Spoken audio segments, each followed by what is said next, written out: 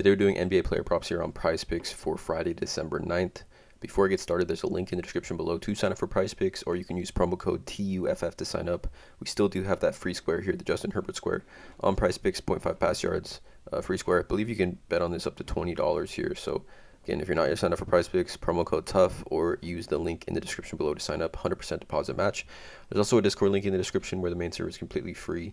Also Patreon link, as well as in the description where I do post all the plays here that I'm making on PrizePicks and the reasoning behind those plays as well. So again, go ahead and check out all those links in the description. I also do need to mention I'm not a gambling expert. This is not financial advice. These are simply just the plays I'm personally looking at making. Hopefully giving you guys some insight and analysis here to make your own player prop decisions. Take the information I give you, combine it with your own information you've gathered, and then make your decisions from there. But let's get into it, you guys. We do have a pretty nice slate today on the NBA slate. 10 games here. Yesterday only 3. If you guys, let me know in the comments if you guys watched that Rams Raiders game. Game was insane. We hit on both of our 2 plays from last night on that game, but it was an insane game. One of the craziest games I've seen in a while, honestly. But let's get into it. First one I'm looking at here is James Harden, and I'm looking at his over 8.5 assists here against the Lakers. He played his first game in over a month a couple days ago against Houston. In Houston, homecoming game for him, and he only had 7 assists. But before that, had strung together some nice games of assists. Wise, kind of surprised seeing this at 8.5. I do think this has a chance to bump up to 9. In my opinion, if we take a look at his game log this season, before he got injured, he had 3 straight games of over 8.5. Had a game here against 4, which is lowest of the season, and then before that had 4 straight games of over 8.5. So if you take a look at this on the season, he's hit this in 7 of 10 games, and all 3 of his misses were on the road. He's cleared this in 4 of 4 games at home. This game is going to be a home game for Philadelphia, and I mean, we know James Harden handles the ball a ton for Philly already, and without Tyrese Maxey, it's even more so. This game here against Houston, he played 38 minutes, and he had the ball in his hands so many times. Pretty crazy. But the Lakers on the season, to point guards, giving up the third most assists at 9.4 assists per game. But overall, Lakers kind of been getting cooked by point guards all season. 52.6 fantasy points to the point guard position. But look at this, 9.4 assists to point guards. If we take a look at James Harden now, here on the season, 17.4 potential assists per game. In that last game against Houston, if we sort this by his last game, he only had 12 potential assists. Was kind of looking, I feel like, to be more of kind of a scorer in that game. Homecoming back in Houston, and I feel like he was getting just reacclimated. But 8.5 assists here, I feel like is just too low for him. Some sports books even have this at 9.5. Consensus is 9.5 plus 112. The open line is over 8.5 minus 130 here. So DraftKings has this minus 130 at 8.5. FanDuel's got it over 9.5 plus 112. So 131 here. Caesars minus 131. So definitely some value here in my opinion at 8.5 for James Harden. I think he gets a pace up play here. The Lakers are second in pace at 103.24. Philly's obviously down here quite a bit, third lowest in pace. So definitely a pace up game for Harden. We know the Lakers love to push the ball. It's looking like AD and LeBron are going to be playing in this game. So Philadelphia 5-point home favorites, but I think this game could be a close game where we see Harden play 35 plus minutes here.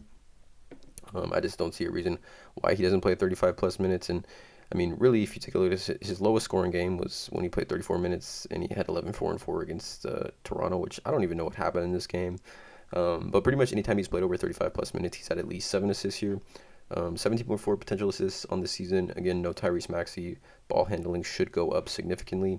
I'm going to take James Harden here over 8.5 assists. It's going to be one that we took on the Patreon the other day, and we're going back to it here. I just think the matchup's too good. It's going to be Anthony Edwards. I'm going to take his over 26.5 points here against Utah. Another play you could take maybe is a 36.5 PRA here, but I'm going to go with points. I don't think he gets 36.5 PRA without scoring 27 points tonight, in my opinion.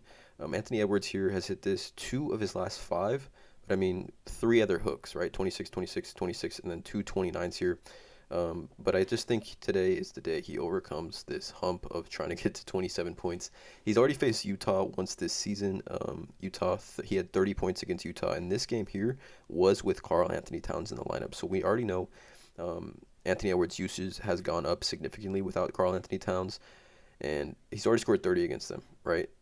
This has the highest over-under on the day, I believe, at 235.5. Utah's 2.5 point home favorites, but 235.5 over under here. So it should be a high-scoring game. Both these teams pretty Up there in pace, I think, let's see, Minnesota's number 1 in pace in the NBA, and Utah here is number 10. So two top 10 teams in pace.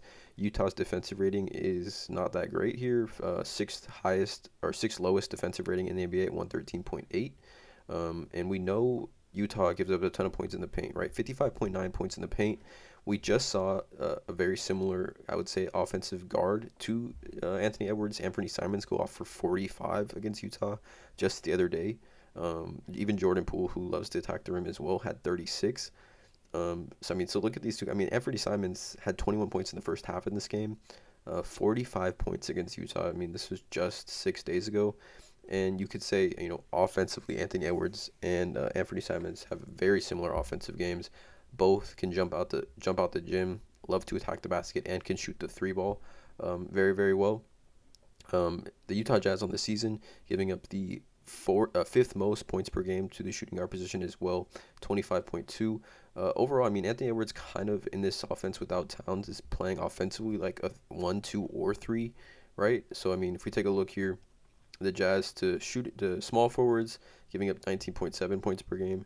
Shooting guards, like I said, fifth highest in the NBA, and then to point guards, they're giving up right here fifth highest to point guards, so 26. So we saw even last game Anthony Edwards having the ball in his hands quite a bit.